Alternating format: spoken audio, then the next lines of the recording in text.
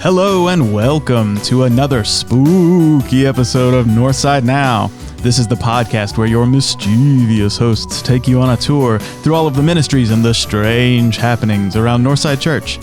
I'm one of your spooktacular hosts, Patrick, and with me today are the Kevins. We've got the bone-chilling Kevin Bryant and the creepy, crawly Kevin Glenn. What's up, guys? I'm good. Very good. You know, I'll be sad when October's over. Yeah. I like the nicknames. Yeah. Been called a lot of things. Creepy crawly, that's a You could go with something more like scream-worthy. Spine tingling. There's been several good ones, Patrick, that you brought up. Try to keep them fresh. Yeah, I like that. Oh, God. Yeah, we're missing Glenn today. Where He's, is the missing Glenn? You know, I don't even know. It's like he wanted a break for a little while or something. Yeah, I think he's taking a well-deserved day off to spend some time with family, I think. But yeah, good for him. Yeah, absolutely. So we've had some interesting conversations here lately, Patrick. I try to keep it interesting. You know. So the October and, of course, Halloween and all those kinds of traditions in the U.S.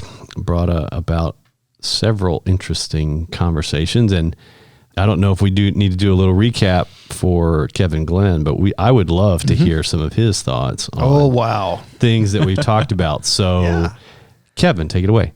No, just kidding. But I mean, seriously, things that I haven't really even thought about. Cryptids. I mean, I get it, Patrick, that this is something you're interested in, but I had never even heard that word. Unfortunately, I've heard of like cryptozoology, maybe, but it's just the currency. Yeah, there you go. Right. It's very spooky. It's just the broad term to, incorporate or encapsulate all of those creatures that might exist. Right, right. But it is interesting to think, like, how does that fit in with our Christian worldview? You know, does that impact our faith? Like, I don't know. Yeah, it's interesting. I think it almost depends on the cryptid for me. If it's a cryptid that's being assumed to have some sort of supernatural power or ability, I think that might put it in a little bit of a different category than something that is a cryptid like, well, I was going to say Sasquatch, but then even... But he's an interdimensional being. That's what some believe. Yeah, some believe if Sasquatch exists, that he's an interdimensional being with all sorts of abilities. I think he's just blurry, and that's why we can't get a good picture of him. That's right. He's blurry. It's not the picture that's blurry. It's Bigfoot's actually blurry. Bigfoot himself is a blur. Yeah, he's that fast. That's an interesting concept. That one of your core traits is blurriness. That's right. Blurring. That ghillie suit he's wearing is downright blurry. It's phase shifting on us. Yes. And so I think I've said on a previous episode that I tend to be one of those that thinks it's possible that there's a undiscovered primate in the wilds of North America and maybe other parts of the world. I don't think that's far-fetched, but I would limit that, for me, I would limit that to the realm of the biological kingdom. I wouldn't put any supernatural parallel jumping, portal hopping type of abilities with it. Just an undiscovered primate. It's possible because we're discovering new species of things all the time that we either didn't know were there before or we thought had already been extinct. So I don't know. I think there's something to be said for the number of times some kind of humanoid thing pops up in lore and culture, history. So I don't know. I think it's possible. It's possible. So I actually have an experience I could share. Oh, really? Yeah, please do. Yeah. So I grew up. Yes. I grew up in Central Florida, and the Florida version of this whole thing is something called the Skunk Ape. Yep. And or the Mayaca City Monster, depending on which part of Florida. So I grew up going out in the woods a lot with my dad and my uncles and everything, and so my experience is I am quite sure there's a logical explanation, but it freaked me out nonetheless. So here we go. I was in a tree stand, and my dad and I were deer hunting, and we were in a place about 30 minutes from where I lived in Auburndale, Florida, and it's called Green Swamp Management Area. And It was green and it was swampy. So those Makes things, sense. yeah. But anyway, we were there. We went in, got in the tree stand, settled down, and we're hoping to get a deer. Now, what I experienced was there are those normal sounds of the woods: crickets chirping, squirrels running around, birds. They're just wood sounds. And so I was, set up on a game trail and just waiting for something to come through. Never did see a deer come through. So we got skunked that way. But after I'd been in there a little while, and my dad was probably a quarter mile away because it wasn't really thick woods. So he was using a rifle, and he had given me a shotgun, but he was using a rifle, so he wanted to be a little further away. So anyway, I'm there, and I noticed that all the wood sounds stopped. It had gotten so quiet, it got my attention. Yeah. So I was like, well, that's weird. I don't hear anything. And then there was this smell like rotten meat and mildew, and like if someone had kicked over or popped open a septic tank. I mean, it was horrible. Yeah, I love that smell. But it was strong, and it kind of came up out of nowhere. And I never saw anything. I never saw anything at all. I heard something, walking around kind of behind me, but that's it. And it just smelled, it was awful. I mean, it was gross. And it was that way for about, I don't know, maybe 10 minutes. Either I got nose blind or the smell went away, chirping started, squirrels started running around again, birds, and then that was it. That's pretty cool, though. So I don't know what it was. I don't know. I don't know if we were downwind from, I don't, but it wasn't like it was breezy or anything. Yeah. So it was just like, okay, everything's quiet. Something smells really bad. Something is moving kind of not like right behind me, not like right under the tree, but it was Enough you could hear it. Yeah, back behind me.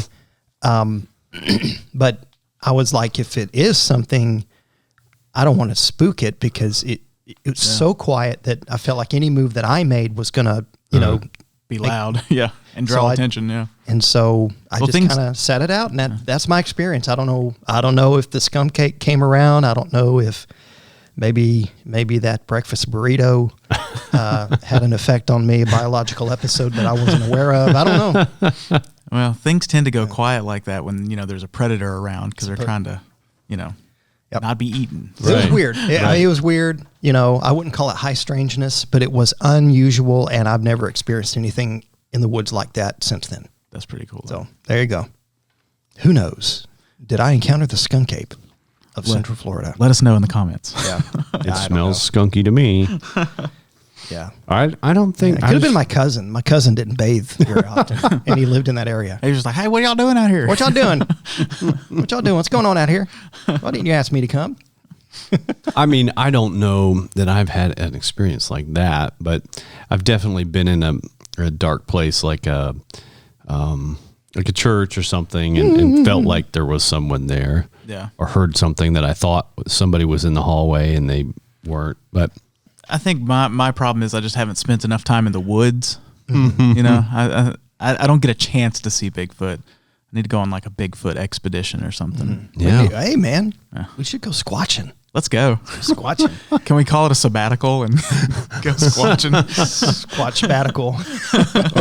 Right. I don't know. Yeah, we'd have to see where are the hot spots in Tennessee. Yeah, because I know there's been Bigfoot sightings in Tennessee. Oh yeah, for sure. Yeah, pretty much anywhere where there's a lot of woods, there's at least one sighting. There's some woods behind the church. That's right. We've seen Dwayne back there. Dwayne, as Glenn calls him. Well, Tennessee's cryptid is the wild man. Oh yeah, the wild man of Tennessee. Yeah, which one of the things that I did say was in my opinion, and now again this is just speculation. I think they're all like just like variations of the same species. So sort of like you have a black bear and a grizzly bear and a polar bear, whatever. They're all bears. These are all whatever Bigfoot is, Sasquatch, but depending on where you are in the country, they, you know, you have your skunk ape or you have your wild man, you have Sasquatch, you have the Yeti, you have, you know, that's like the polar bear of the the big feet. Right. Now, one thing that makes sense to me though is with the skunk ape in Florida being smaller, because that's true of the deer in Florida. The deer are smaller, and then when you go south, there's actually a species called key deer that are native to the Keys, Florida Keys, and they're like dogs. They are tiny deer, and they'll swim. They'll swim from key to key. Yeah. But they're tiny. But then, you know, I lived in Missouri, and those deer were huge. Oh yeah, they're taller than I am. Yeah, and here in Tennessee, I understand they're pretty big. So, you know, there are some things that it tracks right. You know, it would, you know, something like that in Florida would be smaller, I guess. And then in Texas, of course, I guess they think they have the biggest of everything. Oh yeah, of course. Everything's bigger. Except Alaska. Right, Alaska's pretty big. Well, one of the other topics we talked about since you've been here was witches and witchcraft. Which one? Exactly. Yeah. Which also when I was editing that episode, I realized that I do say witch like WHICH a lot. Cool whip. Cool whip. And so when I was editing that episode, it was like I was just randomly saying witch a lot, but which I got to add the H sound in there. Which, but I think you did clarify too, and this was because you harkened back to the Wesley comment about witchcraft, and that perhaps you know, the meanings of words and things change over time, and so that perhaps his reference to witchcraft was really more to spirituality or the spirit realm, as opposed to witchcraft as we might think about it today. Well, and there's even the different things have been called witch over the years. There, you know, Tennessee has the Bell Witch legend, and you know that's not that. From what I understand, that's not a witch in the sense of the pointy hat and the big, you know, wart nose and cauldrons and you know, and all that. It's a spirit that is projected out some way, and so that is a witch spirit.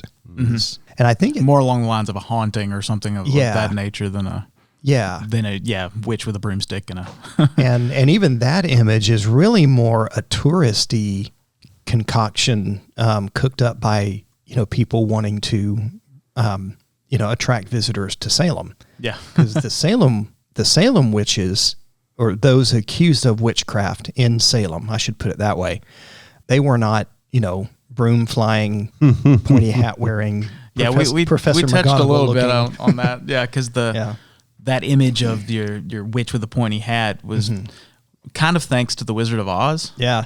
Because that was the first time it had been portrayed like that, but they just, with the green skin and everything, but they just wanted to show off their Technicolor, you know, their new technology, you know. That's right. So that's all that was. They were like, what if we made our skin green? Ooh. And it's like, oh. Why? Because we can. Because we can. So what's the question about witches for me? Well, I guess the hard-hitting question that I asked them, which I needed a more authoritative voice on. Oh, great. Which I've been upset that I asked this question. I felt like I went a little too far, and now I'm about to ask it again. So I brought up Martin Luther back in 1526, did a series of sermons on Exodus. And in Exodus, there's the passage, "Thou shalt not suffer a witch to live." And he preached, kill the witches, you know, pretty strongly back in 1526. Yeah. And then I referenced the John Wesley quote from his journal that said, "Giving up of witchcraft is in essence giving up the Bible." And again, I think that meant more just the proof of the invisible world. Yeah, you know, you believe one, you got to believe the other. Right, giving up on the supernatural realm, or you could say it another way: to embrace complete naturalism is to give up Christianity. You know, if everything has to have a natural explanation, we only witness what we can see with our natural senses and put in a test tube. Well, yeah, that strips Christianity of its supernatural power, which is you know, huge. So I took the Martin Luther, kill the witches, the John Wesley, don't give up the witchcraft, and then I quoted C.S. Lewis from Mere Christianity, where he poses the question, is it moral?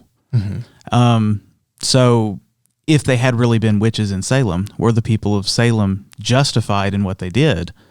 Would that have been a moral choice, or were they right, from their perspective?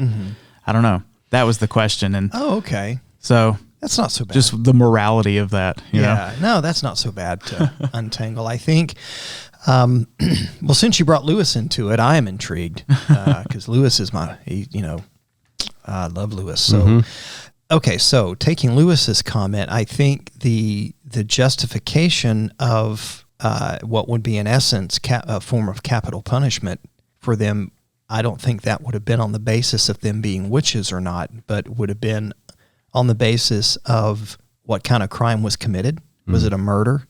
And if there was a murder, then it would need to be prosecuted on the basis of the murder, not necessarily whether the person doing it was a witch, a warlock, or a Tennessee Titans fan, or a Bucks fan, or a Bucks fan. I know. Yar. And so, if there was going to be punishment, capital punishment, execution, it would need to be on the basis of the crime that was committed, not the religious belief of the perpetrator of the crime. Keep it about the crime. And then the further question would be if one believes in capital punishment at all. But that's another debate. So I can't say I would agree with Mr. Reformation on that. Killing the witches. I just don't think that kind of preaching lands very well. I don't remember Jesus calling for the killing of anybody. Right. Kill the Romans. No, I don't remember hearing that. That was, that would have been more Simon the Zealot's MO for things. So, and the thing is, I know, we are Protestants today because of what Martin Luther started, but Martin Luther was also a flawed human being, and he was kind of a jerk. I mean, he was not a nice guy, So if he disagreed with you, there's even this Martin Luther insult generator. Oh yeah, where it takes things that he has said about other people, and it kind of breaks the thing down into a couple different parts, and so you fill in the parts, and it will generate an insult that are all direct quotes from Martin Luther and what he either said or wrote about somebody fantastic. else. Yeah, so there's the Martin Luther insult generator, or at least there used to be. I assume it's still there because it's a hoot, but I'm just like, wow, how troubled a personality do you need to be to have an insult generator named after you? Exactly. And it's and evidently there's quite the database. That's awesome. You may not get the same insult twice for a long time. All right, everybody out there listening, let me know how you really feel about me with Martin Luther insults. Yeah, did you find it, Kev? I'm working on it. Okay, give me just a minute. Yeah, we'll try to design insults for each other. Yeah. So can't agree with Martin Luther on that. So no, I wouldn't call for the killing of people as part of my message, as part of my sermon series. Well, we also talked about there historically things that we uncover now that might not have been known at the time, and this concept of riot mob mentality. If an idea that is ripe in a particular time, whether it's factual or not, is put out there, it can generate the kind of emotion that would drive people to riot, to mob, that might not otherwise do that. And so that was, we were saying, likely in there as well. But an interesting conversation, nonetheless. Yeah, and it can be hard whenever something happens and we get riled up about it and we've assumed. But I don't think there needs to be just one group being prosecutor, judge, and jury. It can be really hard to say, a person needs a fair trial. But even with our current legal system, as good as it is in a lot of ways, how many people have we discovered were put there erroneously. So no death to witches as far as I'm concerned. You could do what they did in Monty Python and the Holy Grail, put her on a scale with a duck. And if she weighs the same as a duck, right. She weighs the same as a duck, Yeah. she's a witch. She's a witch. And look at her nose. This is a false one. She turned me into Newt. I got better. Oh, I found a insulter, but it's not something where you put something into it. It's just a random generator. Oh, that's fine. That might be all that we have left. And yeah, it does come from some of his works. So I'm trying to find one that's somewhat clean. Got to find a Martin Luther quote that's appropriate for Yeah, church. isn't that funny? This is the first one that came up. You are like a herd of swine being invited to the table of a prince. You understand not such an honor, but only ravage what is set before you, even soiling the prince. Ooh. You people are more stupid than a block of wood. Take the love of God with you. That's right. And go forth into the world. Yeah, that was Wow. another one. Yeah, and they're all from his published works, so it's Yikes. I wouldn't want to be on the receiving end of old Martin's. yeah, ire. really. Yeah, that's for sure. That's for sure. But I think these topics are sort of hitting on a common theme for me as we go through them. What place does contemplation of perhaps imaginary things, but things we don't understand or don't know about, what place does that have in the Christian life? Because I think we've said before that following Christ and Christian faith is about mystery. There's a mystery of we don't know everything. Right. We don't know how God and from what God took to build the earth, how that came to be exactly. And it's interesting because when you talk about Lewis, because I'm studying him a little bit more as well, but he had, I think, a cool perspective about imagination. And he obviously was imaginative enough to build the Chronicles of Narnia world and concept and base it in Christian principle.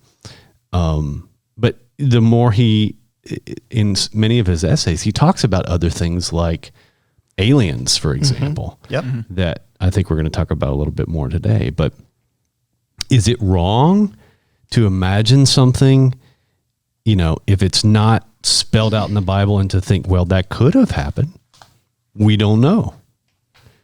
I think maybe when it leads us into something like obsession or something that's doctrinally wrong, like directly conflicts with the Bible, but I don't know. Lewis had a lot to say about the need, especially for Christians. If he seemed to kind of critique the idea that people would lose their imagination or lose their emotional capacity. And in the academic arena, in the Abolition of Man, he talks a lot about, we become men without chests, or let's not become men without chests, meaning just brains on sticks and everything. And he was really coming out against a pure rationality for things. In Surprised by Joy, his kind of spiritual autobiography, he talks a lot about it was in and through his imagination that he actually came full circle in his conversion. Yes, Tolkien and others really challenged him intellectually, but it was, I'm going to say this and I'm going to go back and explain it for anybody that freaked out. but he says it was Tolkien helping him imagine and contemplate the Christian myth that kind of brought him around. Now, let me go back and explain that. We usually consider myth to be something false, and a lot of times it is. What he meant by the Christian myth is that all stories and all other myths are pointing toward the myth that became fact in Jesus. That myth became history, and myth became real in the person of Jesus and in his ministry and passion. And that all other stories, all other myths find their source in the ultimate story and point back to the ultimate story. And so it was Tolkien and his genius of the imagination and fairy tales and everything, as well as George MacDonald and G.K. Chesterton, because both of those guys, who were not contemporaries of Lewis necessarily, but he loved their writing, who really talked about fairy stories, fairy tales, the imagination, and all that. So I think Lewis really was passionate about making sure when the person is baptized that their imagination is baptized as well. And that, and so he says, he would say, many of us have been baptized in our mind, but we have yet to baptize our imagination. And so for him, the imagination was a way for us to really conceptualize what it means to be a follower of Jesus, because some of what we end up living by can only be first imagined and then contemplated on, and then from that imagined reality, what can we pull into our daily life? To the extent that makes sense, that's what I've been able to piece together from Well, this. I've heard that either, I cannot remember if this was exactly him or some commentary on him, and that science is really a poor explainer for everything. Yeah. Faith and belief in Christ explains it all. And so that's an interesting kind of flip on what many scientists say, well, this, the Big Bang or various different topics or that you would cover, well, science explains, well, it misses so much. Yeah, because it's not designed, science, I love science, but science was never designed to give us an explanation for things that can't be tested by the scientific method. Right. So science has limits. Yeah. I feel like what a lot of us do, and in my sermon last Sunday, not this past Sunday when you folks will hear, but my opening sermon in the Credo series on belief, I go into the fact that we believe a lot of different things. Whenever folks will say, some of my friends who claim to be atheists will say that, well, really kind of my way of explaining the world around me is through science. Kevin, you have faith. I explain it through science. Well, the problem is science is itself built on belief, because an honest scientist will tell you that a human being involved in an experiment alters the results of that experiment. And so it can be very difficult, and two people can run the same experiment and get different results. It can be very difficult.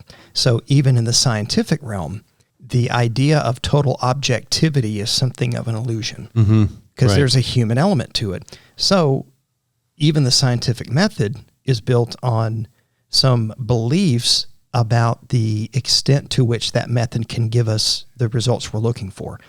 And science has limits. There are things science is equipped to explain and things it's not. Theology is equipped to explain some things, but in the case of Genesis, Genesis 1, we've talked about this before, it's not as much how God created, but that God created. It's a theological statement far more than it's a scientific statement there in Genesis 1. So, theology has limits, science has limits, but together they can give us that whole picture, and it can take some imagination to build bridges between those disciplines. Yeah, I think it's rationalism.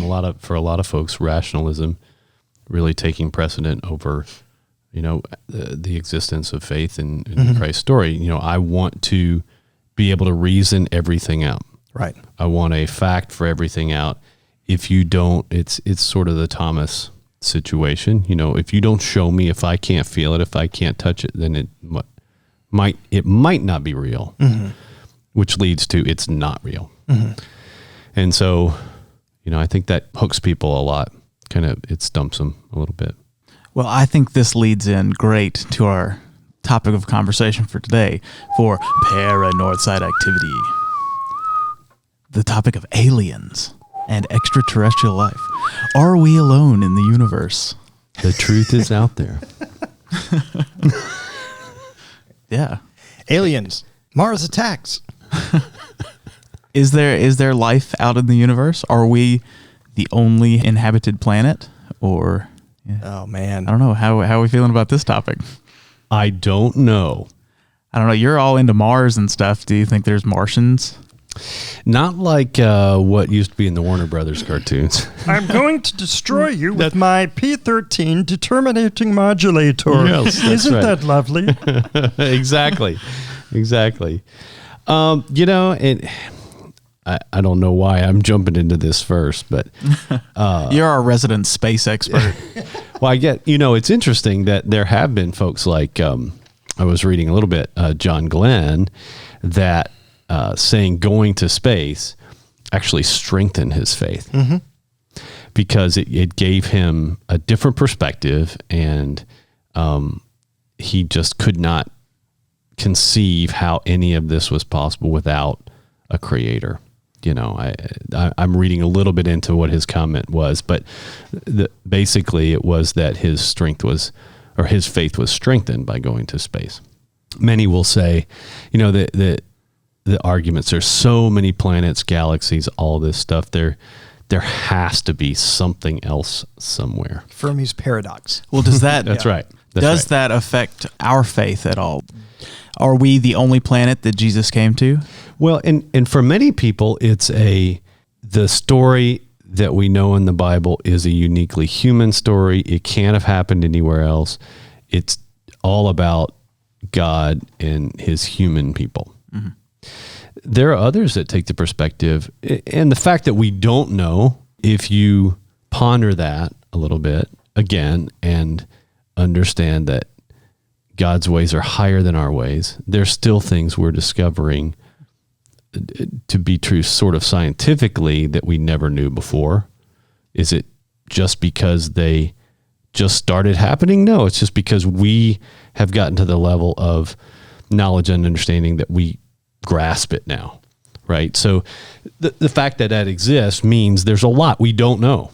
Is it possible for God to have created life somewhere else? Sure.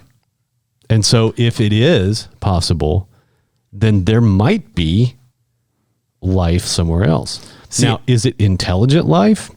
Don't know. I thought I knew where I was going to come down on this subject because personally, I don't believe that there's life out there. However, in researching for today, I went to my go-tos. I looked up C.S. Lewis to see what he thought about it. Yeah. And after reading a lot of his opinions, the possibility isn't necessarily ruled out. Because from my personal viewpoint, I felt like it somehow minimized or cheapened our faith and, my beliefs. If there were all these other worlds and, we're just one of, a lot of different worlds, and it somehow sort of like minimized it a little bit in my mind. But I don't know. C.S. Lewis, this is a direct quote. He said, "How can we, without absurd arrogance, believe ourselves to have been uniquely favored?" And I was like, well, okay, C.S. Lewis, like, come on. You didn't have to attack me like that. Well, grumpy Irishman. And I think that is the point of view, that if we open our minds to the fact that might be the case, we get defensive, right? Because this changes maybe what we've always held dear, or that we believe that it's a uniquely special relationship with us and God. And I'm not saying it isn't, but the fact that we don't know everything opens the door to me to say that there might be. Mm-hmm. But if there is, to me, that doesn't change my relationship with Christ at all. Mm-mm. Yeah. No.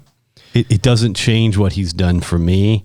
It doesn't change the relationship that we have and how I believe that is something we all need. It doesn't change that in any way. Yeah. It just, to me, it's like, as a scientist, when you see something that is, and I'm not necessarily claiming to be a scientist, I love science, but when you see something that is so remarkable, the way a process works or something, that you, as a Christian, it points you back to the power and the brilliance and the genius and all of those words that don't even come close to describing what God is. How in the world could you say there's not God when you see this thing that is so perfectly created and worked so perfectly together? That's, to me, what if there were life out there somewhere else, that even confirms even more how amazing, powerful God is. So to me, it doesn't even put a chink in it at all. It expands the scope of what I, think God is and what God's capable of to me. Yeah. Yeah, I would agree with that. I think, Lewis putting it only the way that Lewis can.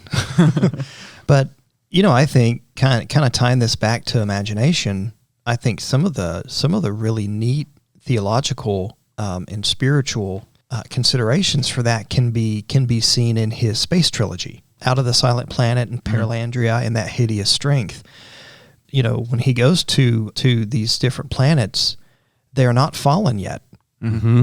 And, there's this evil presence that accompanies the main character, Ransom, to these planets, and he has nefarious and malevolent intentions, and tries to talk to the woman, kind of the Eve character in there, and there's temptation happening and all that kind of stuff. But what I found interesting about that is even among those people, those alien beings on the planet. Well, they were indigenous to that planet. We were, the human was the alien coming there. Right. But anyway, my point is that it was still sin that was trying to enter into those places, the same kind of sin that invaded Earth, which is why Earth became the silent planet. The singing stopped on Earth.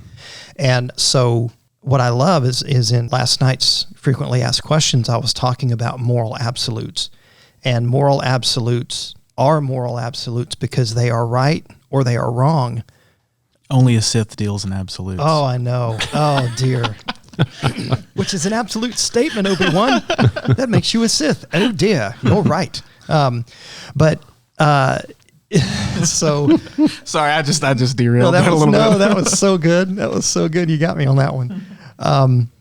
What is right across all time and all situations on Earth and anywhere else in the universe is kind of where I was going with that. What would have been unleashed on Paralandria and the other planets would have been morally wrong even there, even in another part of the cosmos, if there's life there. And what was right there.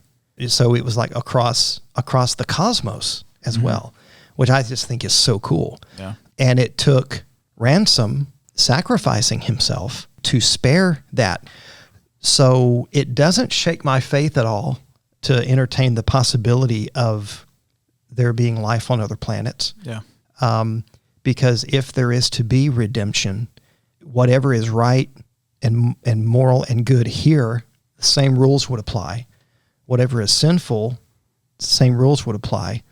And there would need to be accountability and justice and redemption for any critter on any planet that chose to sin. Yeah. Or fell into sin. Lewis, in that same essay, which I'm drawing a blank on it now. Religion and Rocketry. Religion and Rockets, that's what it was. Oh, I love that one. Yeah, he also said redemption, starting with us, is to work from us and through us. And those who are or can become his sons are our real brothers, even if they have shells or tusks. It is spiritual, not biological kinship that counts. Yeah, and that introduces this concept of if there is intelligent life, we are to be the witnesses to that. That's right. So go forth and explore the cosmos and spread the word, Well, I don't know because is it in the same essay, Patrick, where Lewis's suggestion is that should we ever happen upon an extraterrestrial, leave them alone? Yes. Yeah. Because they may not be fallen. Yeah. And we don't want to be. We also don't want to corrupt them. Yeah. So. Yeah. Yeah, and I wasn't saying pressure. Lewis said that, but I've seen other people kind of take the next step. God of Earth and outer space. Yeah, right. Exactly. If you don't know what that is, look up the song. It's an old Baptist hymn called "God of Earth and Outer Space," and it is my new favorite song, hands down. Oh, on behalf of my former Baptist tribe, I'd like to apologize in advance. Well, I mean, this debate of extraterrestrial life has been going on for hundreds and hundreds of years. Yep. I also looked up our friend John Wesley. Now, he was part of, quote, the extraterrestrial life debate back in 1760, whatever. Okay. So, but I kind of fall where he eventually landed after years of this debate, which He was... landed? So you're saying Yes. Wesley was an alien? Wesley was an alien. He finally came Oh down no, to I Earth. haven't gotten into all my ancient alien theories yet, so or ancient astronaut theories. Methodism is a form of transplanted Martian theology. I was kidding, everybody. Right. No, right. no emails. You heard it here first. No, but he said, "I do not deny, but only doubt the present system of astronomy." And personally, I feel like that's kind of where I'm landing right now. Is I don't know one way or the other, but I'm not saying there is or isn't because I can't know that. But at present, I kind of doubt or we can't prove it, and so I'm not going to put my eggs in either basket. We can't know. I mean, there's this whole series of things that sort of point to the propensity that they don't exist. But I am definitely of the mind that they might. But, we haven't gotten communication that we know of this confirmed. Wait a minute. Like the SETI project. I'm getting Yeah. something. yeah. wait. Did you hear that? Yeah. Did you hear the strange noises on the Martian rover? That was just me eating some candy corn. I think that's what it was. We have candy corn in the studio today, folks. So. I'm Yes. so happy. That's why I'm here. We had to lure him in with candy. Sorry. Well, no. My next question, I Come guess. and be our pastor at Northside. There'll be an endless supply of candy corn, Kevin. There's a theory that I've read, and well, I've watched probably too much Ancient Aliens on the History Channel, but You need to do your hair like that, dude. aliens. Yes. But the idea of that the angels in the Bible would those be considered alien encounters? I think in a very, very technical sense, they Right. would be extraterrestrial Yeah. because they are not beings created out of the earth. So in times like, in the story of, Sodom and Gomorrah when he sent the angels down to the city, or even things when, he sends Gabriel to talk to Mary, are those aliens coming down to earth? Is that where our idea of aliens comes from? I mean, they always show up and the first thing they say is, "Don't be afraid, we come in peace." Take us to your leader. That's an interesting thought. Yeah. Yeah. I've never heard it put that way. I think that was something Glenn asked me to bring up. I got you. Yeah. Because yeah. he thought that he was like, is that why Jesus needed to be born as a human so he wouldn't be seen as alien? And I said, I guess in a sense, but I don't know. There's definitely, when we talk about the character of God, there's his transcendence and his immanence. And his transcendence is his otherness. Mm-hmm. And his immanence is his nearness, closeness, and like usness. And we're created in his image. So I don't know that for human beings, the coming of God would be so much alien because we're in his image, but there's definitely an otherness there. Mm-hmm. But as far as those beings that he has created, they are a different order of beings that don't exist here. Yeah. This place was not made for them. This is not their realm. And they have gone from that realm to this one. Yeah. So I think in the most technical sense of the word, that would be an extraterrestrial encounter. Yeah, if you read these biblical descriptions of angels, if you saw one of those, it's a burning ring of fire with eyes all over it. Well, guess what? That looks like a flying saucer to me. That's a UFO for sure. That's right. Don't be afraid. Really? How can I not be? You have 1,000 wings. Like That's right. That's right. Pretty alien looking to me. I read, actually found a little comment that referred to Billy Graham, and it said here that he firmly believed they were intelligent beings far away in space who worship God, but we have nothing to fear from these people. Like us, they are God's creation. And I think that's kind of what we talked about. Mm-hmm. If they exist, they would be God created and like us in many ways. And you have other cultures like the Aztec culture and others where the ancient alien or ancient astronaut theory folks would say these people came down and were worshipped. Mm-hmm. So what you notice about angelic beings is they never receive worship toward themselves. Anytime somebody starts to worship them, they're like, no, get up. I'm a creation, But demonic entities, which are fallen angels, if they are carrying out the enemy's agenda to steal, kill, and destroy and deceive, just as angels would have visited for benevolent reasons and to encourage and to strengthen and to point people to God, those fallen spirits that might visit for other purposes, I would think it would be entirely within their, and I'm speculating, but entirely within their purview to try to lead a person or a people astray with supernatural displays of power intended to draw them away from worship of the Lord. So that's speculation, theory. Well, excluding angels, do y'all think that we have ever been visited by aliens? Well, of course. I mean, Stargate. Yeah, I watched that movie. You ever watch Stargate? I got a VHS copy of Stargate.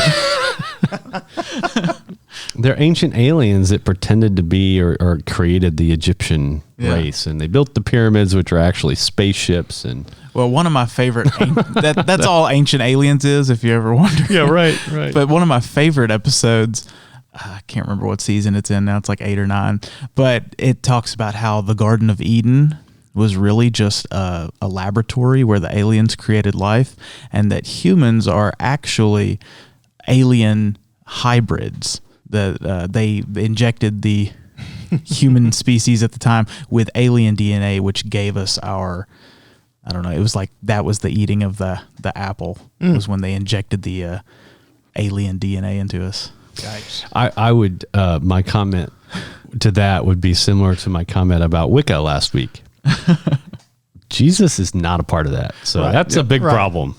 Yeah. Well, these aliens were reptilian in nature. Oh no. They got this from, I think in the episode they said they got it out of the was it the Gospel of Thomas or the Philip or one of these. That sounds about right. Whatever. And, but it's like they're these reptilian aliens, and that's what the serpent was in the garden. Was the serpent was actually one of these aliens, and yeah, it's very creative. It's pretty I'll give you that. It's and creative. Supposedly the reptiles are still living among us. Oh yeah, and they're running the government. They're running the government. Yeah. Well, see, and it's funny because that takes more. That is a bigger leap of faith, right? To believe that 100%, yeah. Than what we had, because the Gospel of Thomas. It's this late, very very late document, just very few copies, highly disputed, suspect.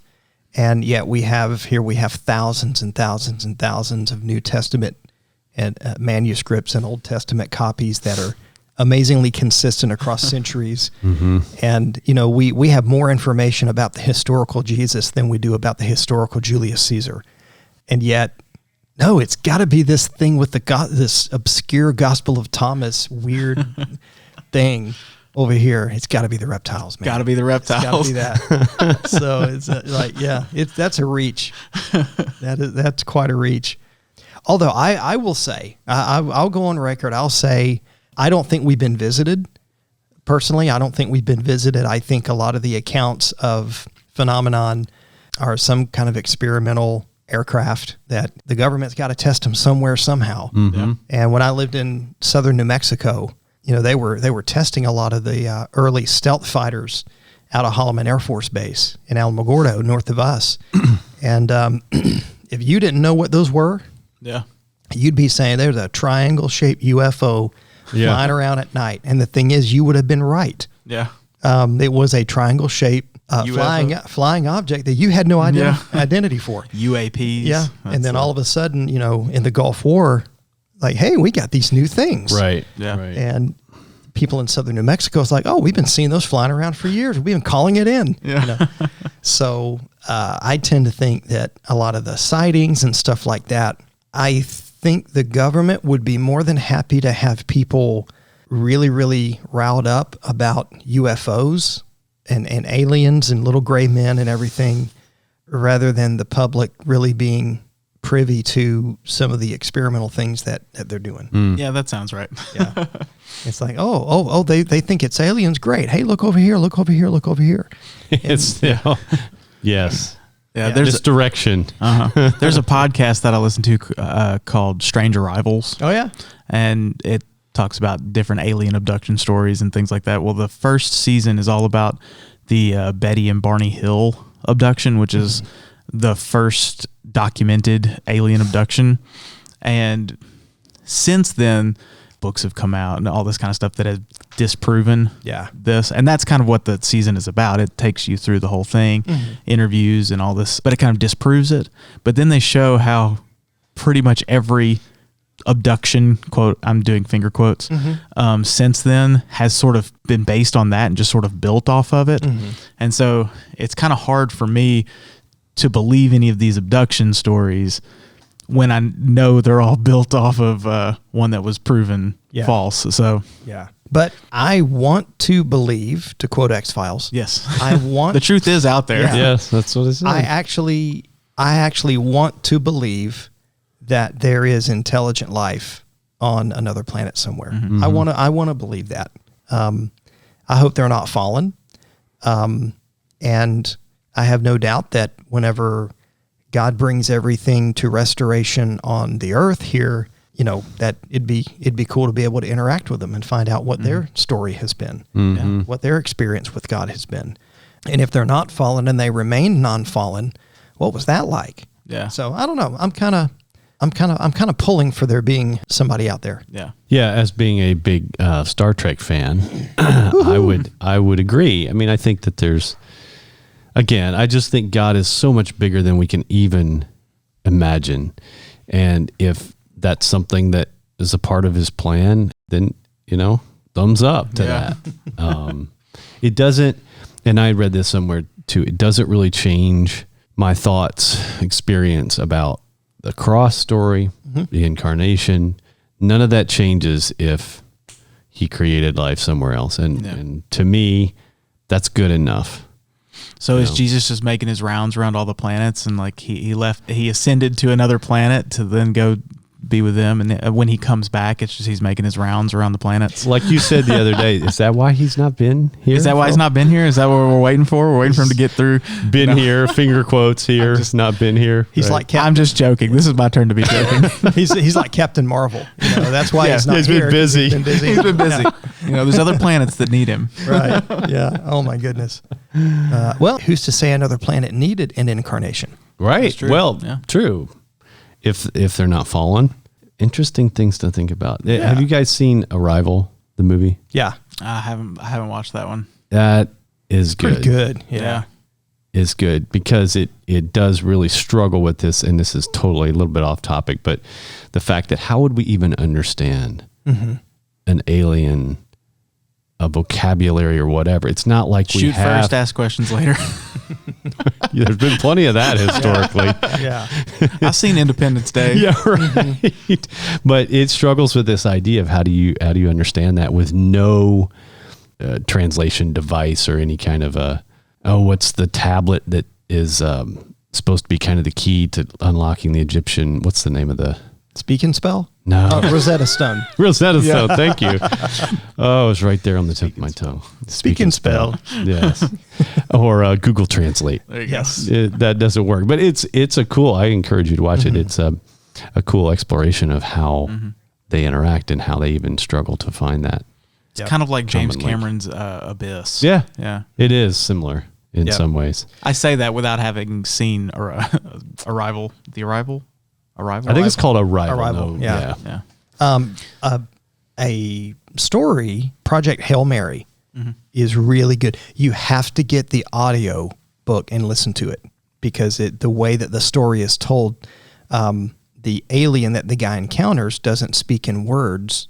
It speaks in like harmonic tones. Oh, yeah. So, but it's written by the same guy, Andy Weir, who wrote The Martian, but it doesn't have a bunch of bad language in it. It's a really, really good story, but it's a lot of, they have to learn to communicate. They have to learn, they can't breathe the same type of atmosphere. So it's really, really good. What was the name of that book? Project Hail Mary. Project Hail Mary. In an early episode of the most recent evolution of Star Trek series, Discovery, they encountered an alien of sorts, I guess. It was a big sphere. It was so big that it looked like a planet, something you'd see in a comic book or whatever. But it was actually a sentient being that had lived for 100,000 years and collected all this data. And so what they thought was a threat, meaning, it was going to explode, and it had them held in a spot where they couldn't move. So an attractor beam was actually trying to communicate its last dying wishes to be able to transfer all the knowledge and information that it had gathered over its lifespan. And it did it with ultraviolet light. And for humans, we can't see that. But for other alien species, one of which happened to be on the ship, could see this, and he thought it was something happening with him, but worked it out together. So as imaginative as we can be as humans, I got to believe, we were made in God's image, right? So it's not inconceivable to think that God has a far greater amount of creativity than we do. So I just find all that very fascinating and invigorating.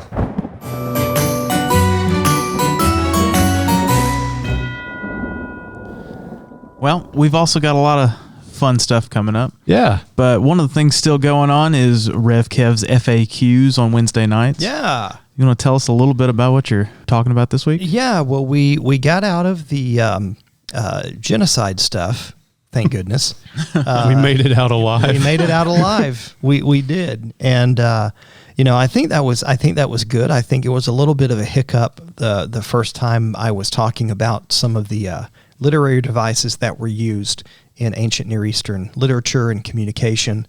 But we kind of made our way through that, and it was really good. So this past week, you guys are getting this on Tuesday. So this past Wednesday, I started and will continue tomorrow night a lesson on the authority of the Bible. Is what I talked about last Wednesday night. The authority of the Bible. Why the authority of the Bible is a good thing, because we're going to have an authority in and over our life. And other forms of authority are faulty and inconsistent and incoherent at best. So the authority of God's word is a very, very good thing, because we are enslaved to something and someone. So kind of came away with the quote from Augustine that slavery to God is perfect freedom. And the Bible helps lay that out. Tomorrow night, Wednesday night, will be the finality of the Bible. So when God has spoken in the Bible, is that the last word? Or is there a word after that? And if not, why not? So that's good, because you'll hear a lot of people say, well, God told me.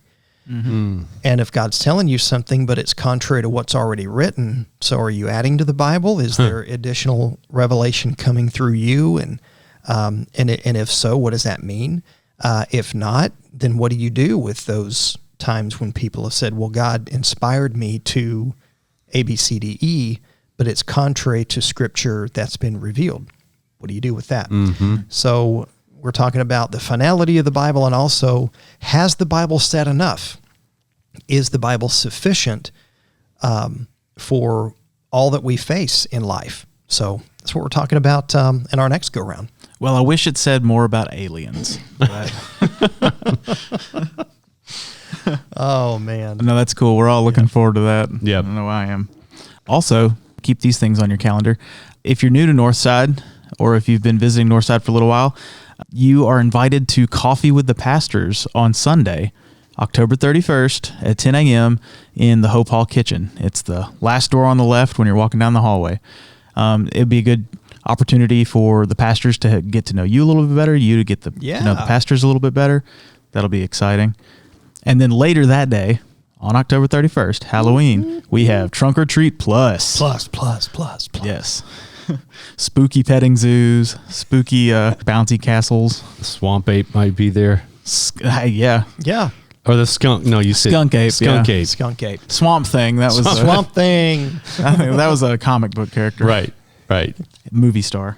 And then also keep this on your calendar. During the entire month of November, we're going to be collecting coats for the Share the Warmth coat drive. Nice. So we'll be collecting coat sizes, child sizes 5'6" to 14, 16, with or without hoods, any color for coats. We're also collecting toboggans, hats, those sorts of things. And you can drop those off in the mission bin or at the church office anytime during November. So Lovely. Yep. That's great. Yeah, and we're continuing our series called Credo. We're walking through the Apostles' Creed on Sunday mornings, looking at what is it that we believe as Christians and how do those beliefs make a difference in our life. And so my next one on that, which will be the most recent one you would have heard by the time you listen to this podcast, will be I Believe in God. What does that mean? Who is God? What does God do? What is God like? Why is it important that we learn God's name? What does all that mean? So hope that was helpful for you. And then the following week will be I Believe in Jesus. So we're moving right along with that series. It's going to be good. Well, guys, thanks for podcasting with me. And thanks to all of you out there in the world for listening. If you enjoyed this episode and you'd like to help support the show, please share it with others, post about it on social media, or leave a rating and review. To catch all the latest from us, you can follow us on Instagram at Northside Now Podcast. Go to our website, northsidejackson.com, or email us at podcast@northsidejackson.com. We hope to hear from you soon. Once again, this is Patrick. I'm Kevin. I'm Kevin. No, I'm Kevin. I'm Kevin. And that's what's happening at Northside Now.